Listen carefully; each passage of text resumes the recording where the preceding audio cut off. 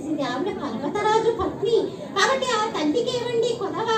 ఆ తల్లి అనుకున్న వెంటనే ఏమైనా సువాసినికి అందించగలిగినటువంటి గొప్పనైనటువంటి స్థితివంతురాలు కాబట్టి సువాసిని పూజ చేసి అన్ని సంవత్సరాల పాటు అమ్మవారి ఆరాధన చేసి అమ్మవారి యొక్క అనుగ్రహానికి పాత్రురాలైంది. 27 సంవత్సరాల తర్వాత ఆ తల్లి ప్రత్యక్షమై నేను నీకు కూతురిగా వస్తాను, కానీ నేను ఒక్కదాన్నే నీ కూతురుగా కావాలా, ఇంకా ఎవరైనా కావాలా అని అడిగింది. ఎవరికైనా కానీ ఎంతమంది కూతుళ్ళున్నా సహజంగా ఏం కోరుకుంటాం, వంశం కావాలి, వంశవృద్ధి కావాలి అని కోరుకుంటాం కదండి. కాబట్టి నాకు 3 కొడుకులు కావాలి అని కోరుకుంది.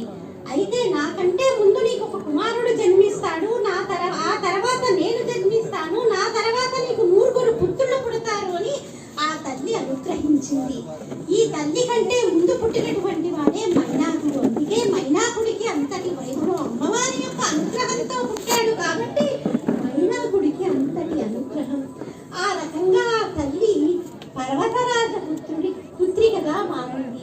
అసలుట ఆ హిమవంతుడు ఎంత ఆనందించేవాడో ఆ తల్లిని చూసి, నేనెవరినమ్మా, ఒక పర్వతాన్ని, అలాంటి పర్వతానికి నీవు పుత్రికగా పుట్టి పార్వతి అన్నటువంటి నామాన్ని నువ్వు నాకు ఇచ్చావే, పార్వతీదేవివే నువ్వు నా పేరుతో వచ్చేటట్టు నువ్వు పిలిపించుకుంటున్నావే అని ఆయన ఎంతో మురిసిపోయాడు. వాడుట ఆ తల్లి అటు ఇటు తిరుగుతూ ఉన్నా, నువ్వు నా యొక్క అనుగ్రహంతో పుట్టావమ్మా, నేను ఎన్ని జన్మల పుణ్యఫలంతో అందరూ చేతులెత్తి నమస్కరించేటటువంటి అమ్మవారు నా ఇంట చిన్న పిల్లలాగా మా యొక్క ఇంట్లో గజ్జలు ధల్లుమని తిరుగుతూ ఉంటే పట్టుపావడా కట్టుకొని చేతితో ఆ పావడా పట్టుకొని అటు ఇటు పరిగెడుతూ ఉంటే ఆ ఆనందాన్ని అనుభవించినటువంటి వాళ్ళల్లో నేను మొదటి వాడినమ్మా, నా ఆనందాన్ని నేను ఏమని వర్ణించగలను అని ఆయన ఎంతో మురిసిపోయాట.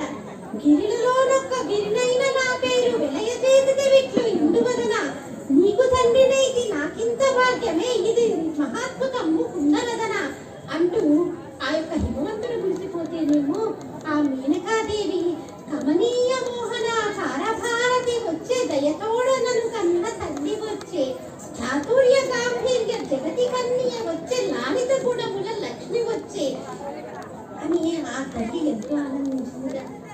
అసలు అందరూ కూడా అమ్మా మా పసుపు కుంకాలు నిలబెట్టమ్మా అంటూ నీ పాదాలపైన ఇంత పసుపు కుంకాలేసి మమ్మల్ని నిత్య సువాసినులుగా అనుగ్రహించు తల్లి అని వేడుకుంటూ ఉంటారే, అలాంటి తల్లివమ్మా, మేము ఏం పుణ్యం చేసుకున్నామని ఒక్కసారి అడిగామని మా ఇంట్లో నువ్వు కూతురిగా అవతరించావా అంటూ కమనీయ మోహన కారభారతి వచ్చే దయతోడ నన్ను కన్న తల్లి వచ్చే, నన్ను కన్నటువంటి నా తల్లి ఇప్పుడు మళ్ళీ నా కూతురిగా పుట్టింది అని ఆ మేనకాదేవి యొక్క ఆనందానికి అవధులేము.